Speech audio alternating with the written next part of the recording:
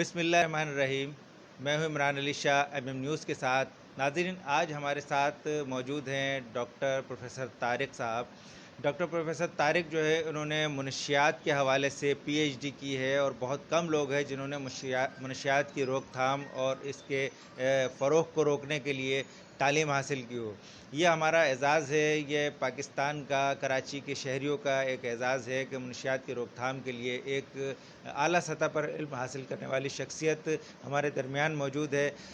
ناظرین، جیسے کہ آپ کو پتہ ہے کہ منشیات ایک ایسی لعنت ہے کہ جس کو لگ جاتی ہے لوگوں کا گھر کے گھر تباہ ہو جاتے ہیں، اور ان کی زندگیاں بھی تباہ ہو جاتی ہیں۔ کئی لوگ اس میں ہلاک ہو چکے ہیں، برباد ہو چکے ہیں۔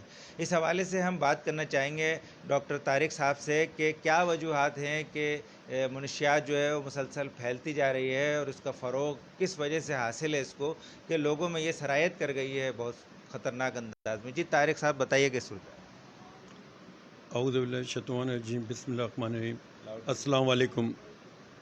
جیسا کہ میرا نام بتایا، ڈاکٹر محمد طارق خان نام ہے میرا، اور میں تقریباً 32 سال سے جو منشیات کے حوالے سے اس کے خلاف کام کر رہا ہوں۔ اس میں منشیات میں 2 شعبے ہوتے ہیں، ایک ڈرگ ڈیمانڈ ریڈکشن، ایک سپلائی ریڈکشن، 2 شعبے ہوتے ہیں۔ تو جو این جی اوز ہوتی ہیں یا دوسرے اسپتال اور ادارے ہوتے ہیں، وہ ڈرگ ڈیمانڈ ریڈکشن میں کام کرتے ہیں، اور ہمارے یہاں اگر ہم ڈرگ ڈیمانڈ ریڈکشن میں بھی کوئی کام نہیں ہو رہا اور ڈرگ سپلائی ریڈکشن پہ بھی کام نہیں ہو رہا، میں بالکل اعلان کرتا ہوں کہ کوئی کام نہیں ہو رہا۔ میں ایز اے انٹرنیشنل اسکالر میں بالکل مطمئن نہیں ہوں۔ آپ عام آدمی کو تو بیوقوف بنا سکتے ہیں، لیکن میرا 32 سال کا تجربہ اور مجھے نہیں بنایا جا سکتا۔ جب میں کراچی یونیورسٹی میں تھا، مجھے اسپورٹس پہ ایڈمیشن ملا۔ میں حبیب بینک کا ہاکی پلیئر تھا، میں اردو کالج میں پڑھ رہا تھا، تو مجھے اسپورٹس پہ بولا جی آپ یہاں پہ ایڈمیشن لے لیں، یہاں سے کھیلیں۔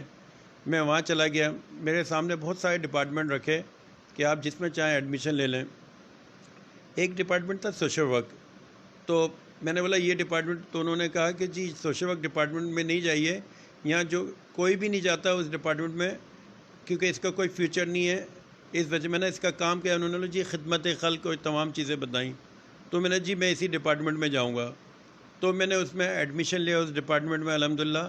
اس کے بعد میں نے وہاں پہ دیکھا تمام چیزیں، خدمات انجام دیتا رہا اسٹوڈنٹ کی حد تک۔ اس کے بعد مجھے تھیسس مل گیا نارکوٹک پہ، ایم اے میں، سوشل ورک میں نارکوٹک پہ تھیسس ملا، جو منشیات پیتے تھے ان کا اور ان کی فیملی کے حوالے سے۔ میں نے 2 سال تک جو ریسرچ ورک کیا، ان کی فیملیز میں گھسا، ان لوگوں میں گھسا، تو 2 سال میں نے دیکھا کہ اس 2 سال میں میری بالکل کایا پلٹ گئی۔ 2 سال میں نے دیکھا کہ یہ تو بہت ظلم زیادتی ہو رہا ہے ان لوگوں کے ساتھ۔ تو میں نے وہیں کراچی یونیورسٹی میں ہی Karachi university student welfare organisation کے نام سے میں نے ایک سماجی تنظیم بنائی، اور اس کے پلیٹ فارم سے اسٹوڈنٹس میں کام شروع کر دیا میں نے۔ اس کے بعد جب میں کراچی یونیورسٹی سے ایجوکیشن سے فارغ ہوا، ماسٹرز کمپلیٹ کر لیا میں نے فرسٹ کلاس میں، اس کے بعد میں نے فیلڈ میں جا کے کام شروع کیا۔ پھر میں نے اینٹی نارکوٹک ویلفیئر آرگنائزیشن بنا لی۔ تو مجھے اس زمانے میں میرے بہت سارے دوست ہیں جو ڈاکٹرز تھے، انہوں نے مجھ کو بولا یہ آپ نے نام ہی ایسا رکھا اینٹی نارکوٹک، تو ڈرگ مافیا تو آپ کے پیچھے لگ جائے گی، یہ ہو جائے گا۔ میں نے ان کو بولا کہ بھائی مرنا تو ایک دن ہے، اگر ڈرگ مافیا کے ہاتھوں اگر شہادت کی موت مر جائیں گے تو کم از کم جنت میں تو جائیں گے۔ تو خیر یہ میرا سفر شروع ہوا اینٹی نارکوٹک ویلفیئر آرگنائزیشن۔ میں نے 1991 میں نے اس کو سندھ گورنمنٹ سے رجسٹرڈ کرائی۔ ہم لوگوں نے شہر میں کام شروع کیا، اور شہر کراچی میں ہم نے اسٹارٹ لیا کام کا۔ ہمارے ساتھ بڑی اچھی ٹیم تھی، اس میں یونیورسٹی کے پروفیسر بھی تھے، ڈاکٹرز بھی تھے، اور مختلف مکتبہ فکر کے تعلق رکھنے والے لوگ تھے۔ ہم نے اسٹارٹ لیا اویئرنیس سے، ہم اسکول کالج یونیورسٹیوں میں ڈرگ پریونشن پہ ہم نے کام شروع کیا، اویئرنیس شروع کی دینا۔ اس کے ساتھ ساتھ جو علاج جن کو جو ٹریٹمنٹ ہوتا ہے، ڈرگ ٹریٹمنٹ سینٹر تو تھے ہی نہیں، ایک ہوتا تھا، ایک سول میں ہوتا تھا اس کا دماغی امراض کا، ایک پروفیسر ذکی ہوتے تھے اس زمانے میں، اور پھر ایس ایم مسرت صاحب ایسے میں ہوتے اسی ڈپارٹمنٹ کے ڈاکٹر مسرت، ان کے ساتھ ہم نے کام کیا۔ اور سول میں ہارون صاحب ڈاکٹر ہارون تھے، ان کے ساتھ ہم نے کام کیا. تو ہم جو پیشنٹ ہوتے تھے ان کا ہم ٹریٹمنٹ کراتے تھے، جو ہم ان کو لے جاتے تھے اور ٹریٹمنٹ کراتے تھے، ان کو ٹھیک کر کے ان کے گھر والوں کے حوالے کرتے تھے. اچھا ڈاکٹر صاحب، پوچھنا ہی چاہوں گا کہ کیا وجوہات ہے کہ اب تک جو ہے وہ اس پر قابو نہیں پایا جا سکا، اور یہ سرعام جو ہے فروخت بھی ہوتی ہے منشیات، مختلف نوعیت کے منشیات، شیشہ نام کی بھی ایک منشیات جو ہے وہ برآمد، آئس بھی جو ہے وہ اب مل رہی ہے سرعام. تو کیا وجوہات ہیں، اس کا فروغ کیوں ہو رہا ہے، کیوں نہیں تھم پا رہا ہے یہ، جبکہ اس کے حوالے سے ادارے بھی موجود ہیں اس کی روک تھام کے لیے؟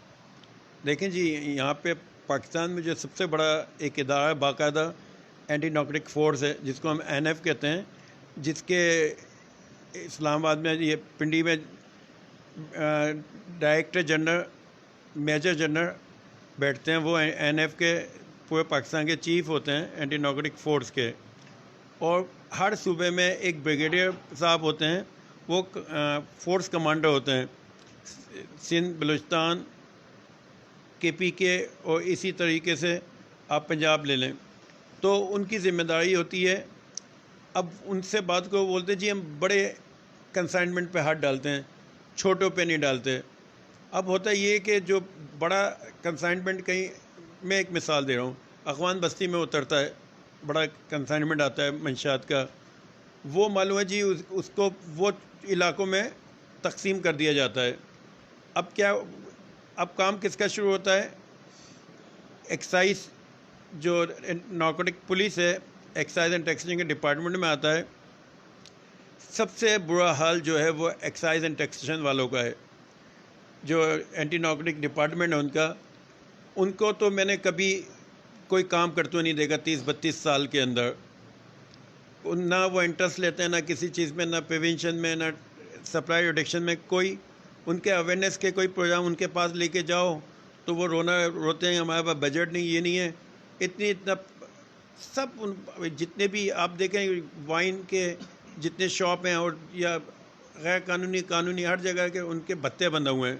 اچھا ڈاکٹر صاحب، یہ اینٹی نارکوٹکس فورس بنی ہوئی ہے، آپ کی ایکسائز ڈپارٹمنٹ ہے، تو یہ ایکسائز ڈپارٹمنٹ کے کیا اختیارات ہیں اور کیا ان کو کام سر انجام دینا چاہیے، کیا کیا دے سکتے ہیں یہ؟ ایکسائز ڈپارٹمنٹ سندھ میں جتنی بھی غیر قانونی جو منشیات ہے، جس میں الکوہل، شراب بھی آتی ہے اور دیگر نشے آتے ہیں، وہ اس کو پکڑ سکتے ہیں، چھاپے مار سکتے ہیں. لیکن بدقسمتی سے یہ کہ اکا دکا ایک آدھ میڈیا میں خبر لگانے کے لیے وہ ایک ایسی کارروائی کر دیتے ہیں جو کہ لوگوں کو نظر آنے کی، اور جبکہ وہ ماشاءاللہ مکمل ایک ڈپارٹمنٹ ہے، ان کو گاڑیاں ملی، ان کو فیسلٹیز ملی ہے، تمام چیزیں ملی ہیں، لیکن کام کے معاملے میں بالکل زیرو ہیں وہ لوگ نا. ہاں، مجھے اس لیے کہ ان کے پاس کیا ضرورت ہے، ان کے پاس تو بہترین ایسی گاڑیاں ہیں، لگژریز گاڑیاں ہیں، بھتے آ رہے ہیں ان کے پاس، لاکھوں کروڑوں پہ بھتے ہو کے آ رہے ہیں. تمام ڈرگ مافیا ان کو بھتے دیتی ہے، تمام غیر قانونی شراب خانے ان کو بھتے دیتے ہیں. تو ان کو کیا ضرورت ہے کسی کو اس کو. اچھا، اب اینٹی نارکوٹک فورس کی طرف میں آتا ہوں.